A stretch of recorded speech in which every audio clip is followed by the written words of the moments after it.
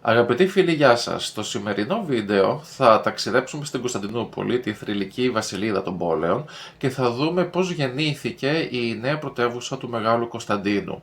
Οι περισσότεροι όταν ακούν το όνομα της Κωνσταντινούπολης σκέφτονται την άλωση του 1453. Όμως η ιστορία της κορυφαίας αυτής πρωτεύουσας ξεκινά αιώνες νωρίτερα, πάλι μέσα στον μήνα Μάιο. Στις 11 Μαΐου του 330 λοιπόν έγιναν τα επίσημα εγγένεια της νέας πρωτεύουσας, της νέας αυτοκρατορικής πρωτεύουσας, που χτίστηκε πάνω στο αρχαίο Βυζάντιο και που αρχικά ονομάστηκε Νέα Ρώμη. Τελικά όμως έμεινε γνωστή ως Κωνσταντινούπολη από το όνομα του αυτοκράτορα που τη μετέτρεψε σε κέντρο μιας νέας εποχής. Ακόμη και η ημερομηνία των εγγενείων είχε συμβολικό χαρακτήρα, αφού συνέπιπτε με τη γιορτή του τοπικού μάρτυρα Αγίου Μοκίου.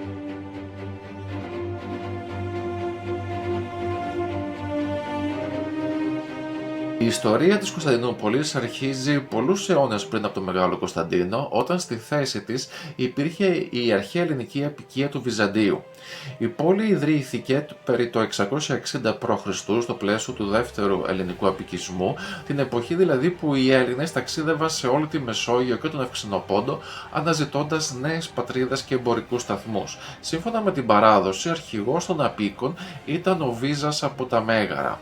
Πριν ξεκινήσει λοιπόν ο Βίζας, ζήτησε χρησμό από το Μαντίο των Δελφών και έλαβε την περίφημη συμβουλή να κτίσει την πόλη απέναντι από τη χώρα των Τυφλών.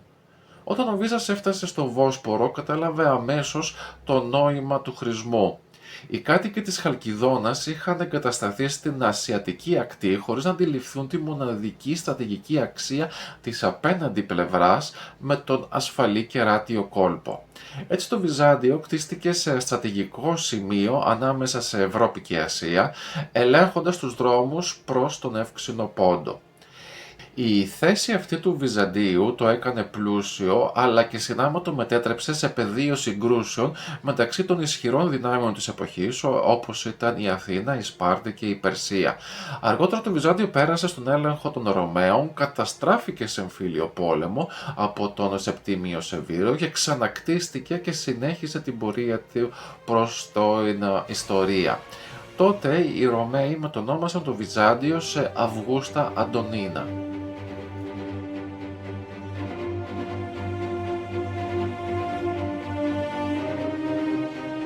Σχεδόν έναν αιώνα μετά από τον εμφύλιο ανάμεσα στον Σεπτίμιο Σεβύρο και τον Πεσκένιο Νίγηρα, η Ρωμαϊκή Αυτοκρατορία ξαναμπήκε σε αναταραχή. Αυτή τη φορά στο προσκήνιο βρίσκονται ο Κωνσταντίνος και ο Λυκίνιος. Την εποχή εκείνη ίσχυε το σύστημα της τετραρχίας που είχε θεσπίσει ο αυτοκράτορας Διοκλητιανός, χωρίζοντας την εξουσία σε Ανατολή και Δύση. Υπήρχαν δύο Αύγουστοι και δύο Καίσαρες, δηλαδή οι ανώτατοι εξουσιαστές και οι διάδοχοί τους. Στη Δύση, Αύγουστος ήταν ο Σεβύρος και Καίσαρας ο Κωνσταντίνος. Όμως η ισορροπία κατέρρευσε όταν ο στρατηγός Μαξέντιος ανέτρεψε τον Σεβύρο και πήρε την εξουσία. Ο γυρεός και τέος αυτοκράτορας Διοκλητιανός προσπάθησε να αποκαταστήσει την τάξη και όρισε νέο Αύγουστο της Δύσης τον Λυκίνιο. Την ίδια ώρα πέθανε ο Γαλέριος, ο Αύγουστος της Ανατολής, αφήνοντας πίσω του σημαντικά μνημεία στην έδρα του τη Θεσσαλονίκη. Ο θάνατός του ήταν από τους πλέον μαρτυρικούς Ρωμαίου αυτοκράτορα, ιδιαίτερα οδυνηρός, όπου οι επιστήμονες εικάζουν ότι υπέφερε από γάγκρανα ή καρκίνο. Μετά το θάνατό του, ο Καίσαρας της Ανατολής Μαξιμίνος Δάιας προσπάθησε να αρπάξει την εξουσία. Μπροστά στον κίνδυνο της διάλυσης, ο Κωνσταντίνος και ο Λυκίνιος συμμάχησαν προσωρινά. Στη Δύση, ο Κωνσταντίνος νίκησε τον Μαξέντιο το 312 στη μάχη της Μιλβίας Γέφυρας κοντά στη Ρώμη. Η μάχη αυτή συνδέθηκε με το όραμα του Κωνσταντίνου, το περίφημο εν τούτο νίκα, και τη στροφή του στον χριστιανισμό. Στην Ανατολή, ο Λυκίνιος νίκησε τον Μαξιμιανό κοντά στην Αδριανούπολη. Έτσι η τετραρχία κατέρευσε, μετατράπηκε σε διαρχία και η αυτοκρατορία έμεινε ουσιαστικά με δύο ισχυρούς ηγεμόνες. Η ειρήνη όμως δεν κράτησε για πολύ και σύντομα ξέσπασε ένας νέος δεκαετής πόλεμος, ένας εμφύλιος μεταξύ του Κωνσταντίνου και του Λυκίνιου. Ο πόλεμος αυτός έληξε το 324 με τη νίκη του Κωνσταντίνου στη Χρυσούπολη. Ο Λυκίνιος εχμαλωτίστηκε και εκτελέστηκε έναν χρόνο αργότερα, αφήνοντας τον Κωνσταντίνο μοναδικό αυτοκράτορα σε ολόκληρη τη Ρωμαϊκή Αυτοκρατορία.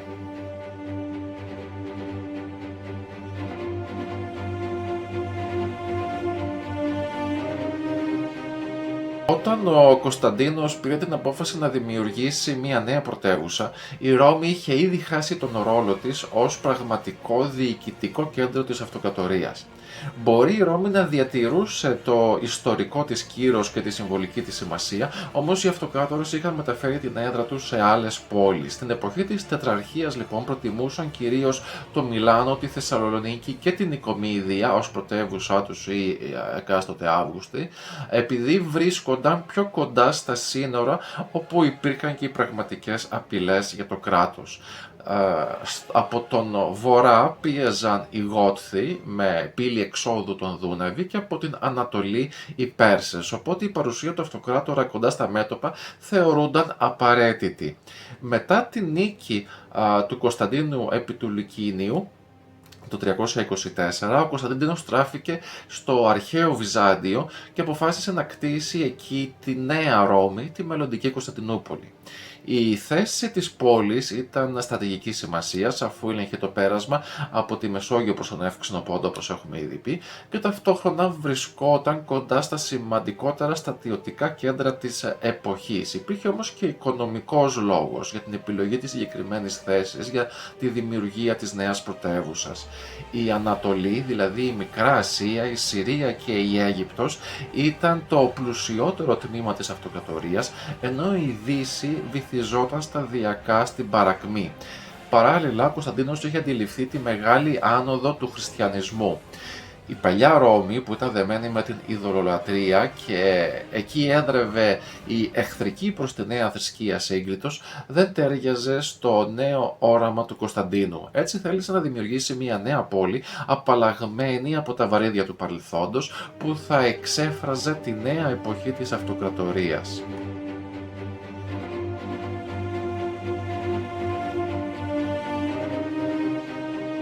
Όταν ο Μέγας Κωνσταντίνος αποφάσισε να ιδρύσει τη νέα πρωτεύουσα της αυτοκρατορίας, δεν ήθελε απλώς να μεταφέρει το κέντρο εξουσίας από τη Ρώμη κάπου αλλού. Ήθελε να δημιουργήσει μια πόλη πιο σύγχρονη, πιο οργανωμένη και προσαρμοσμένη στα δεδομένα της νέας εποχής, όπου ο χριστιανισμός αποκτούσε όλο και μεγαλύτερη σημασία. Έτσι δημιουργήθηκε η Κωνσταντινούπολη, ένα από τα πιο εντυπωσιακά έργα της αρχαιότητας. Στον πρώτο από τους 7 λόφους του Βυζαντίου βρισκόταν η καρδιά της πόλης, με το Μέγα Παλάτιο, τον Ιππόδρομο, τον Ναό της Αγίας Σοφίας, την Αγία Ειρήνη και το Μήλιον, από όπου υπολογίζονταν οι αποστάσεις σε όλη την αυτοκρατορία.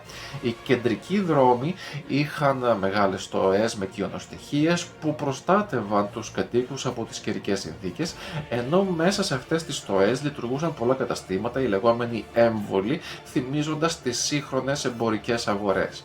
Ιδιαίτερη εντύπωση προκαλούσαν τα φόρα, από τη λατινική λέξη forum, δηλαδή οι μεγάλες πλατείες που απλώνταν κατά μήκος της μέσης οδού και έδιναν μοναδική μορφή στην πόλη. Παράλληλα, οι χριστιανικοί ναοί τοποθετήθηκαν στο κέντρο της δημόσιας ζωής, ενώ τα νέα τείχη, οι δεξαμενές και τα υδραγωγεία επέτρεψαν στην Κωνσταντινούπολη να εξελιχθεί σε μια τεράστια και ισχυρή πρωτεύουσα.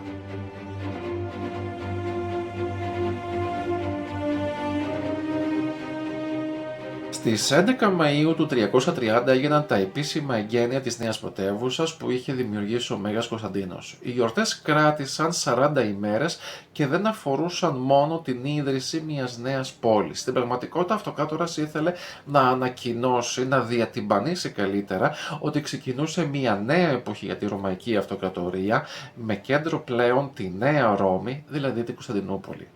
Στο επίκεντρο των εορτασμών βρισκόταν ο φόρος του Κωνσταντίνου, δηλαδή η μεγάλη αγορά της πόλης.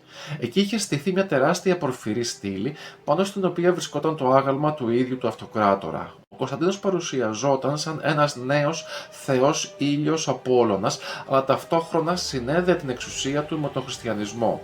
Σύμφωνα με την παράδοση, στη βάση της στήλης αυτής είχαν τοποθετηθεί ιερά και κοιμήλια, όπως κομμάτια από τον Τίμιο Σταυρό, καρφιά από τη Σταύρωση του Χριστού, η ράβδος του Μωυσή και ακόμα και το θρυλικό παλάδιο της αρχαίας Ρώμης, δηλαδή το ξύλινο άγαλμα της θεάς Αθηνάς, που σύμφωνα με τη μυθολογία ο Ενίας είχε μεταφέρει από την Τρία στη Ρώμη. Με αυτόν τον τρόπο ο Κωνσταντίνος προσπαθούσε να ενώσει συμβολικά την αρχαιότητα, τη ρωμαϊκή παράδοση και τη χριστιανική πίστη. Η στήλη σώζεται μέχρι σήμερα και είναι γνωστή ως καμένη στήλη λόγω των μαυρισμένων από την πυρκαγιά σημαδιών ή τσεμπερλίτας, δηλαδή πέτρα με κρίκους, επειδή οι Οθωμανοί την ενίσχυσαν με σιδερένιους δακτυλίους ύστερα από σεισμούς και ρογμές. Το άγαλμα του Κωνσταντίνου καταστράφηκε τον 12ο αιώνα και αργότερα αντικαταστάθηκε από ένα μεγάλο σταυρό, που αυτός όμως αφαιρέθηκε μετά την άλωση της πόλης από τους Οθωμανούς. Παράλληλα τελέστηκαν στα εγγένεια μεγάλες χριστιανικές λιτανίες, οπότε και η πόλη αφιερώθηκε και επισήμως πλέον στη Θεοτόκο, που θεωρήθηκε πλέον προστάτηδά της. Τις ίδιες ημέρες ο υπόδρομος γέμισε με πλήθη ανθρώπων, έλαβαν χώρα αρματοδρομίες και υποδρομίες, ενώ παράλληλα οργανώθηκαν μεγάλες χριστιανικές λιτανίες. Παρότι η πόλη ονομάστηκε επισήμως Νέα Ρώμη, οι κάτοικοι σύντομα άρχισαν να την αποκαλούν Κωνσταντινούπολη, δηλαδή πόλη του Κωνσταντίνου, ένα όνομα που έμεινε ζωντανό για περισσότερο από 1000 χρόνια.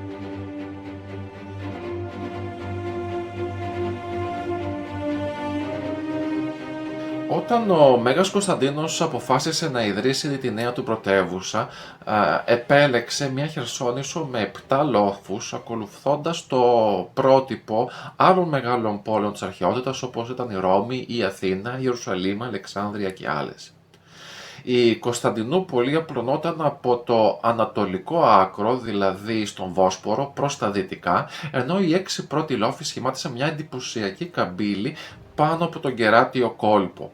Πάνω σε αυτούς τους λόφους οργανώθηκε ολόκληρη η ζωή της πόλης. Στον πρώτο λόφο υψώθηκαν η Αγία Σοφία, ο Υπόδρομος και το Μέγα Παλάτιο, δηλαδή η καρδιά της αυτοκρατορικής εξουσίας. Για όποιον φίλο ενδιαφέρεται, υπάρχει ξεχωριστό βίντεο αποκλειστικά αφιερωμένο στην ιστορία της Αγίας Σοφίας. Στους επόμενους λόφους χτίστηκαν μεγάλα φόρα, ναοί με σημαντικότερο εκείνο των Αγίων Αποστόλων και μοναστήρια όπως η Μονή Παπαμακαρίστου, ενώ πιο δυτικά βρισκόταν το Παλάτι των Βλαχερνών. Ο 7ος λόφος, ο λεγόμενος Ξηρόλοφος, είχε πιο ήρεμο χαρακτήρα με νεκροταφεία και το ναό του Αγίου Μοκίου, που συνδέθηκε με τα εγγένεια της πόλης.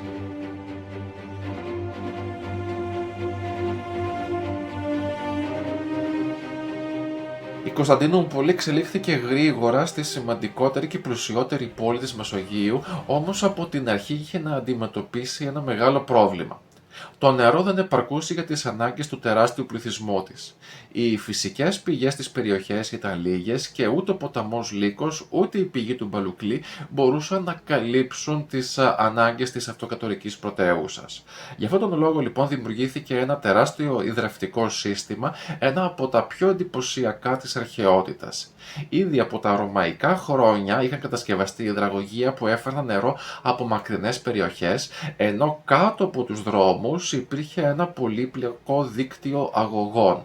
Αργότερα κτίστηκε το περίφημο υδραγωγείο του Ουάλι και την εποχή του Ιουστινιανού το υδρευτικό σύστημα επεκτάθηκε ακόμη περισσότερο, φέρνοντας νερό από τα δάση του Βελιγραδίου.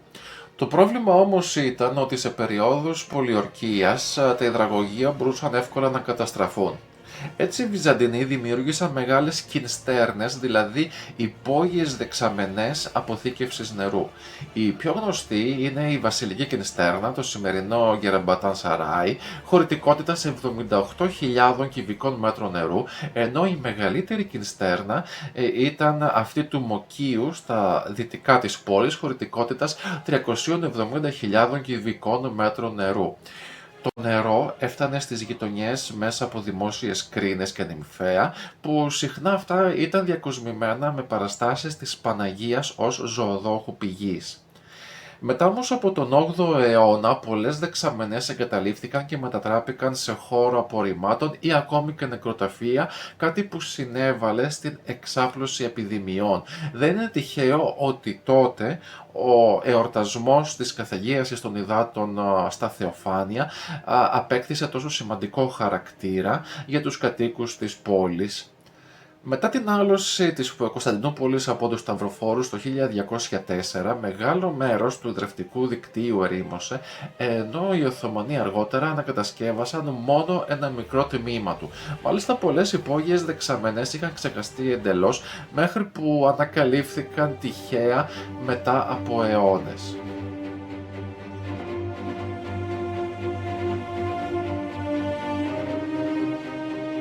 Η Κωνσταντινούπολη οργανώθηκε γύρω από έναν τεράστιο κεντρικό οδικό άξονα, τη Μέση Οδό, που διέσχιζε ολόκληρη την πόλη από Ανατολή προς Δύση.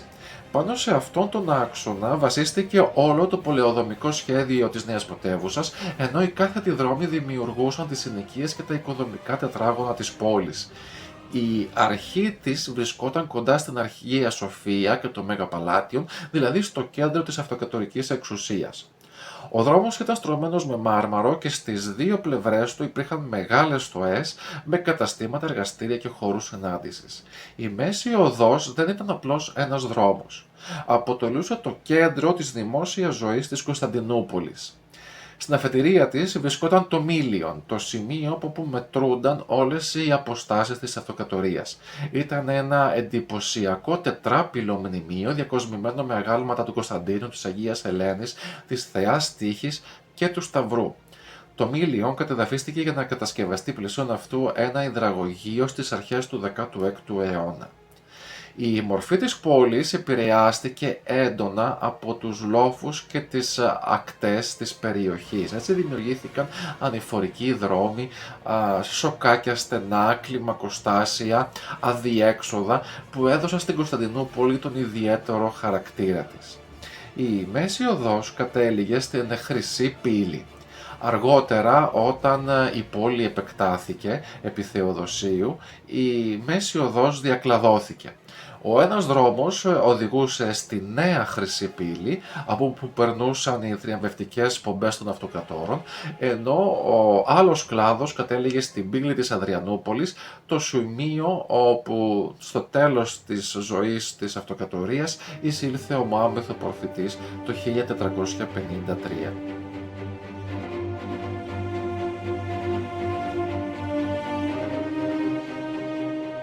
Η καθημερινή ζωή στην Κωνσταντινούπολη στρεφόταν γύρω από τη Μέση Οδό.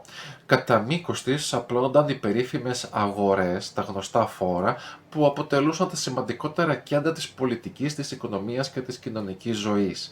Κάθε διακλάδωση της Μέση Οδού οδηγούσε και σε έναν τέτοιον ανοιχτό χώρο. Τα περισσότερα φόρα ήταν μεγάλες ορθογώνιες ή ελλειψοειδείς πλατείες που περιμετρικά τους αναπτύσσονταν στοές με καταστήματα και στο κέντρο τους δέσποζαν επιβλητικές στήλες, κρίνες, δημόσια κτίρια και αγάλματα αυτοκρατόρων, δημιουργώντας μια εντυπωσιακή εικόνα δύναμης και πλούτου. Η ιδέα αυτών των μνημιακών πλατειών είχε ξεκινήσει από τις ελληνιστικές πόλεις της Μικράς Ασίας, όμως στην Κωνσταντινούπολη έφτασε στο απόγειό της. Αργότερα η πολεοδομική αυτή ιδέα επηρέασε τις ευρωπαϊκές πόλεις της αναγέννησης. Πρώτος ήταν ο φόρος του Κωνσταντίνου, κοντά στην Αγία Σοφία, που βρισκόταν η περίφημη στήλη του Κωνσταντίνου και πολλά έργα της αρχαίας ελληνικής τέχνης, μεταξύ των οποίων ήταν και το χρυσαλεφάτινο άγαλμα της Αθηνάς από τον Παρθενώνα. Λίγο δυτικότερα απλωνόταν ο λαμπρός φόρος του Θεοδοσίου, γεμάτος στοές, λουτρά και μια τεράστια θριαμβευτική αψίδα με κύονες που θύμιζαν τα ρόπαλα του Ηρακλή. Εκεί μάλιστα οι σταυροφόροι εκτέλεσαν τον αυτοκράτορα Αλέξιο τον 5ο το 1204. Στη συνέχεια βρισκόταν ο φόρος του Φιλαδελφίου, σημείο που χωριζόταν η Μέση Οδός. Από εκεί σώζεται μέχρι σήμερα ένα σύμπλεγμα αγαλμάτων του Κωνσταντίνου και μελών της δυναστείας του. Λίγο πιο πέρα ακολουθούσε ο σκοτεινός φόρος του Βόος, που πήρε το όνομά του από ένα τεράστιο χάλκινο άγαλμα βοδιού. Αυτό λειτουργούσε σαν το περίφημο ταύρο του Φαλάριδος, όπου κατάδικοι καίγονταν ζωντανοί στο εσωτερικό του. Πιο δυτικά δέσποζε ο φόρος του Αρκαδίου με τη γιγαντιαία στήλη της νίκης των Βυζαντινών επί των Γότθων, ενώ τελευταίος ήταν ο φόρος του Σίγματος, ονομάστηκε έτσι γιατί η κατοψή του είχε το σχήμα της μορφής του γράμματος Σίγμα, και βρισκόταν κοντά στις πύλες των χερσαίων τυχών. Αυτές οι πύλες ήταν η πύλη του Αγίου Ρωμανού, όπου έπεσε μαχόμενος ο τελευταίος αυτοκράτορας Κωνσταντίνος Ενδέκατος Παλαιολόγος, και η Χρυσή Πύλη, από όπου οι αυτοκράτορες εισέρχονταν θριαβευτικά στην πόλη μετά από τις νικηφόρες εκστρατείες τους. Και φυσικά, δίπλα στην Αγία Σοφία, δέσποζε το Αυγουσταίο, η πιο επίσημη πλατεία της πρωτεύουσας, όπου συγκεντρωνόταν όλη η ισχύς και η μεγαλοπρέπεια της αυτοκρατορίας.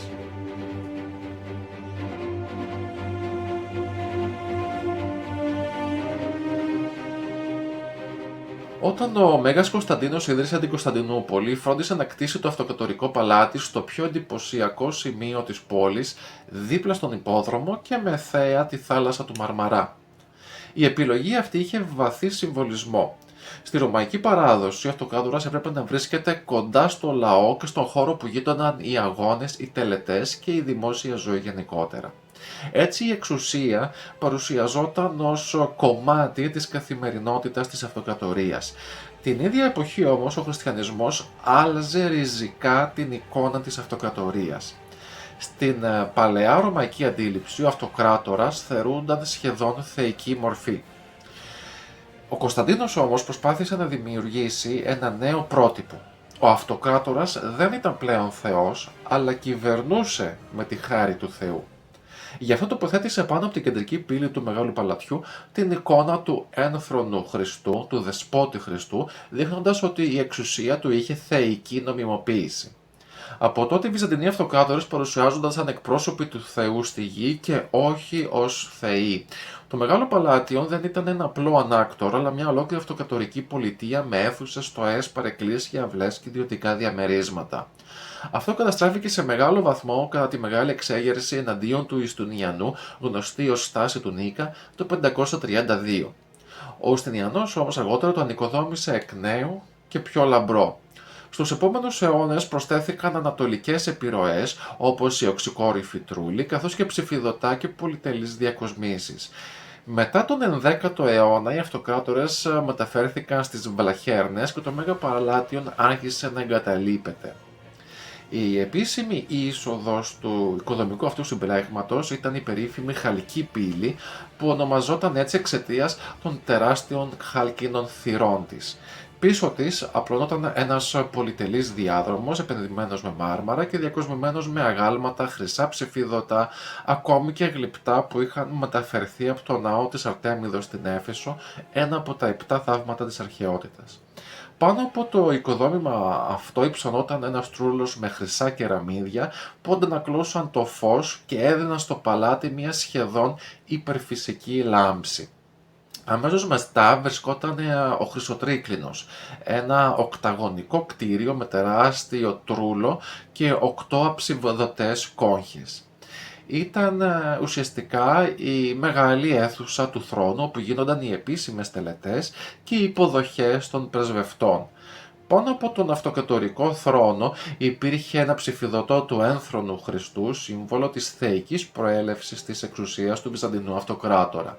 Η αρχιτεκτονική του Χρυσοτρίκλινου επηρέασε σπουδαία κτίρια της Δύσης, όπως είναι ο Άγιος Βιτάλιος στη Ραβένα και το παρεκκλήσιο του Καρλομάγνου στο Άαχεν.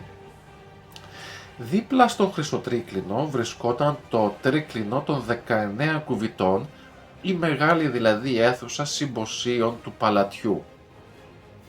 Εκεί υπήρχαν 19 ανάκλυντρα όπου μπορούσαν να διπνήσουν εκατοντάδες προσκαλεσμένοι κατά τις αυτοκρατορικές τελετές. Πιο πίσω απλωνόταν το ανάκτορο της Δάφνης, η παλαιότερη κατοικία των αυτοκρατόρων σχεδόν κολλημένη στον υπόδρομο. Σήμερα τα περισσότερα ίχνη του ανακτόρου της Δάφνης βρίσκονται θαμμένα κάτω από το μπλε τζαμί. Στο νοτιότερο άκρο της ακτής βρισκόταν το παλάτι του Βουκολέοντα, κτισμένο επάνω στα θαλάσσια τείχη, όπου από τα μπαλκόνια του οι αυτοκράτορες αγνάντευαν τα πλοία που έμπαιναν στο Βόσπορο. Το παλάτι του Βουκολέοντα υπήρξε και η αυτοκρατορική κατοικία για τους σταυροφόρους. Σήμερα, ορισμένα τμήματα της πρόσωψης του παλατιού του Βουκολέοντα διασώζονται πάνω από την σύγχρονη παραλιακή λεωφόρο. Η ζωή στο παλάτι όμως δεν περιοριζόταν μόνο στις τελετές. Οι Βυζαντινοί αγαπούσαν ιδιαίτερα το τζικάνιο, ένα έμφυπο άθλημα παρόμοιο με το σύγχρονο πόλο. Οι αυτοκράτορες είχαν δικό τους ιδιωτικό στάδιο, το τζικανιστήριο, που βρισκόταν στο νοτιοανατολικό άκρο της πόλης, όπου αγωνίζονταν μόνο μέλη της αυτοκρατορικής αυλής. Το άθλημα όμως αυτό ήταν ιδιαίτερα επικίνδυνο και πολλοί αριστοκράτες, ακόμα και οι αυτοκράτορας, έχασαν τη ζωή τους εκεί. Αργότερα το στάδιο κατεδαφίστηκε και στη θέση του κτίστηκε η νέα εκκλησία, το μεγαλύτερο εκκλησιαστικό οικοδόμημα της πρωτεύουσας μετά από την Αγία Σοφία.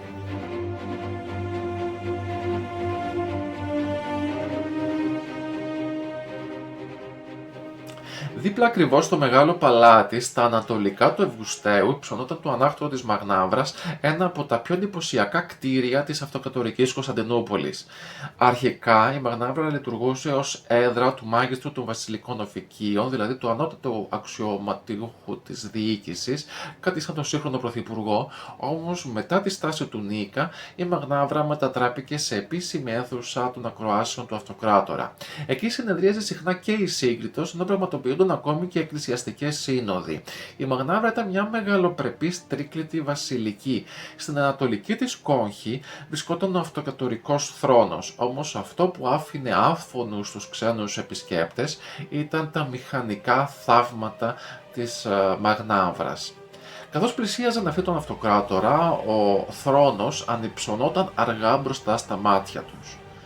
Δίπλα του, χρυσά αγάλματα λιονταριών άρχισαν να βρυχώνται και να χτυπούν τις ουρές του στο δάπεδο, ενώ πάνω σε έναν αργυρό πλάτανο που σκέπαζε με τα κλαδιά του τον θρόνο και λαϊδούσαν χρυσά πουλιά. Την ίδια στιγμή ακούγονταν εμβατήρια από χρυσά εκκλησιαστικά όργανα, δημιουργώντας μια τελετουργία δύναμης και μεγαλείου που κανείς επισκέπτης δεν μπορούσε να τα ξεχάσει.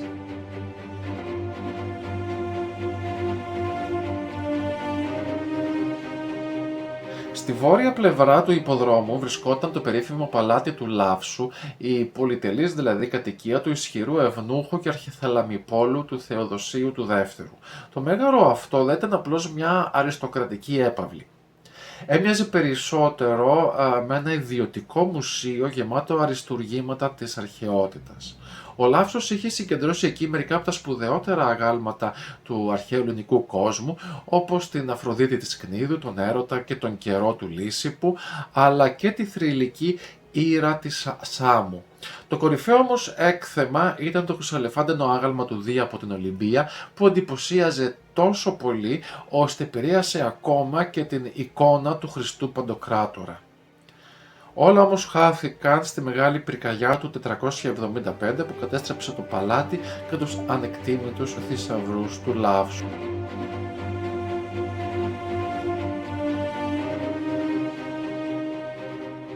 Ο υπόδρομος της Κωνσταντινούπολης ήταν το πιο ζωντανό και θορυβώδες σημείο της αυτοκρατορικής πρωτεύουσας. Κτίστηκε αρχικά από τον Σεπτίμιο Σέβυρο και αργότερα ο Μέγας Κωνσταντίνος τον Μεγάλος και τον διαμόρφωσε στα πρότυπα του Circus Maximus της Ρώμης. Με χωρητικότητα που έφτανε περίπου τους 100.000 θεατές, αποτελούσε το κέντρο της δημόσιας ζωής, εκεί όπου ο λαός διασκέδαζε, φώναζε, στοιχημάτιζε και συχνά επηρέαζε ακόμα και την πολιτική. Ο τεράστιος αγωνιστικός χώρος του υποδρόμου χωριζόταν από τη Σπίνα, μια μακρά δηλαδή νησίδα γεμάτη μνημεία και τρόπαια από ολόκληρη την αυτοκρατορία.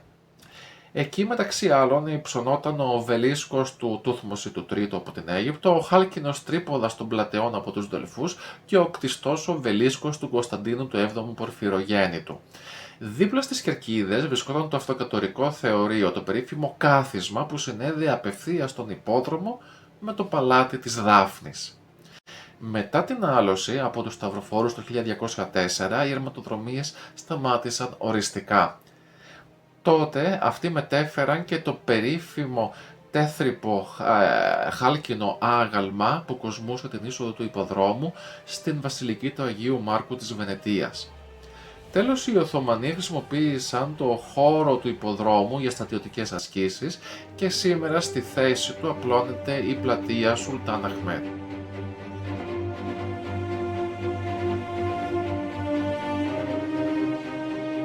Στο υψηλότερο σημείο της Κωνσταντινούπολης, πάνω στον έκτο λόφο, απλωνόταν η περιοχή των Βλαχερνών, ένας τόπος συνδεδεμένος με την αριστοκρατία, την αυτοκρατορική εξουσία και τη λατρεία της Παναγίας. Εκεί βρισκόταν ο περίφημος ναός της Παναγίας των Βλαχερνών, όπου φυλασσόταν σύμφωνα με την παράδοση το ομοφόριο της Θεοτόκου.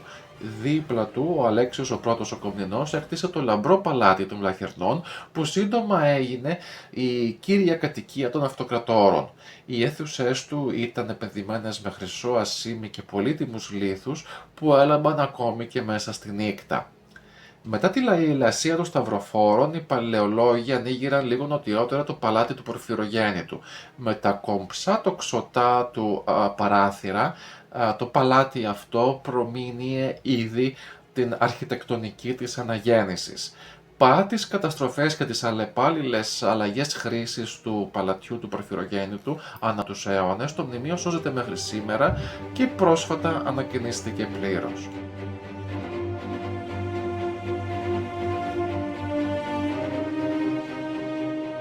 Ανάμεσα στα τείχη της Κωνσταντινούπολης και το επιβλητικό παλάτι των Βλαχερνών βρισκόταν ένα από τα πιο σκοτεινά σημεία της βασιλεύουσας, η περίφημη φυλακή του Ανεμά. Το συγκρότημα αυτό ήταν κτισμένο πάνω στην απότομη πλαγιά του λόφου και λειτουργούσε σχεδόν σαν θεμέλιο του ίδιου του παλατιού των Βλαχερνών. Από τη μία πλευρά, η φυλακή του Ανεμά ακουμπούσε στα χερσαία τείχη και από την άλλη στήριζε τις τεράστιες αναβαθμίδες των ανακτόρων. Εκεί δεν φυλακίζονταν οι κοινοί θνητοί. Στα σκοτεινά του κελιά οδηγούνταν έκτοτοι αυτοκράτορες, πρίγκιπες, στρατηγοί και ανώτατοι αξιωματούχοι που είχαν χάσει την εύνοια της εξουσίας. Το όνομα της φυλακής συνδέθηκε με τον Μιχαήλ Ανεμά, έναν αξιωματικό με καταγωγή από τους παλιούς εμμύριδες της Κρήτης, ο οποίος συνομότησε εναντίον του Αλέξιου του πρώτου Κομνηνού γύρω στο 1100. Η ποινή που προβλεπόταν ήταν σκληρή, δημόσια διαπόμπευση, τύφλωση και ισόβιος εγκλισμός. Όμως, σύμφωνα με τις πηγές, η κόρη του αυτοκράτορα συγκινήθηκε από την τύχη του συγκεκριμένου συνομότη και πέτυχε να του χαριστεί η ζωή. Έτσι, ο Ανεμάς φυλακίστηκε μόνο για ένα μικρό χρονικό διάστημα, αλλά το όνομά του έμεινε για πάντα δεμένο με τον νότιο πύργο του συγκροτήματος και τελικά με ολόκληρη τη φυλακή.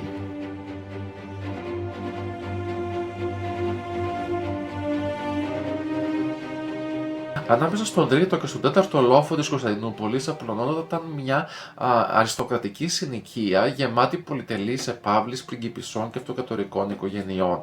Εκεί βρισκόταν και το περίφημο παλάτι της Πλακιδείας που έκτισε τον 5ο αιώνα η Γάλα Πλακιδεία, κόρη του Θεοδοσίου του Πρώτου. Το ανάκτορο αυτό δεν ήταν απλώς μια κατοικία.